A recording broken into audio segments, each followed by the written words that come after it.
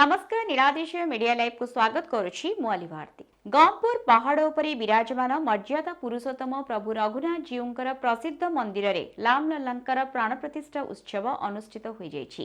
प्रातःरु मंदिर पूजक रवींद्र कुमार दास को द्वारा देवंकर रीति नीति संपूर्ण करा जाई होमयज्ञ सह वैदिक रीति रे षोडशोपचार पूजा संपन्न करा जायतिला। मुख्य कर्ता भावे गगन बिहारी जेना पत्नी शांतिलता जेना निष्ठार सह उपवास व्रत रखिथिले। हजार हजार संख्यारे श्रद्धालु 256 पाहाच चढ़ी प्रभुंकर दिव्य दर्शन लाभ करथिले। मंदिर परिसर रे हरिनाम संकीर्तन सह रामचरित मानस पारायण सह 1008 दीपदान करा जायतिला। अनेक साधु संत एवं श्रद्धालुंकर ग्रहण रे स्थानीय अंचल रे युव समाजसेवी देवाशीष पात्र रघुनाथ जीउंकर आद्य सेवक जयंत कुमार दास महाराज मंदिर परिचालना कमिटी संपादक सुशांत कुमार विश्वाल राजकिशोर महाकूट एवं मंदिर कमिटीर समस्त सदस्य माने उपस्थित रही एही दिव्य मुहूर्त को अनुभव करथिले। हजार हजार संख्यारे उपस्थित श्रद्धालुंकर जय श्रीराम ध्वनि रे पूरा अंचल राममय होई उठिथिला। ये प्राण प्रतिष्ठा तो प्रभु का इच्छा याकू तो कई केवे रोकी परिबनी से केतबेले तांकर प्राण प्रतिष्ठा हो सेही का माध्यम आसे कोन करबे सेही जानि दे। किंतु एठी आजि जो अयोध्यार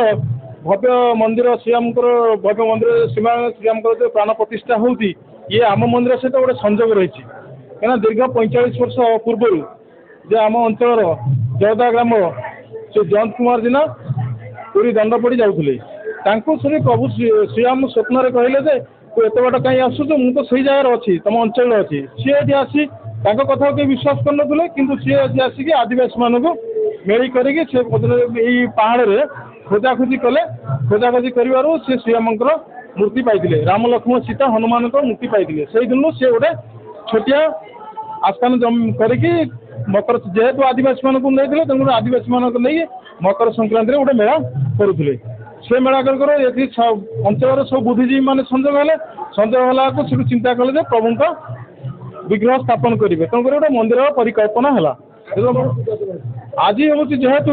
मंदिर परिकल्पना है ये कहीं मो कहवा अर्थात हूँ सी जो श्रीराम मंदिर प्रतिष्ठा होता सी हूँ 2012 मसीहा जनवरी 22 तारिख में प्रतिष्ठा होता आम अंचल किंतु ये हूँ भगवान गोटे संजोग जोटा कि आम पृथ्वीर जे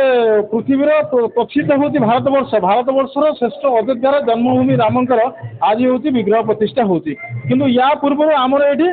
जनवरी 22 प्रतिष्ठा होता या सहित आम संजोग होती कहीं ये हूँ जंगल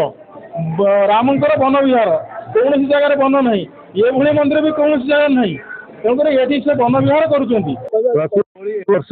पवित्र मकर संक्रांति अवसर में आपण मैंने समस्ते जानी गंगपुर मकर हुड़ी रे मकर पर्व बड़ धूमधाम रे पालन हुए प्रति वर्ष ये लक्षाधिक श्रद्धालु आसती आज प्रभु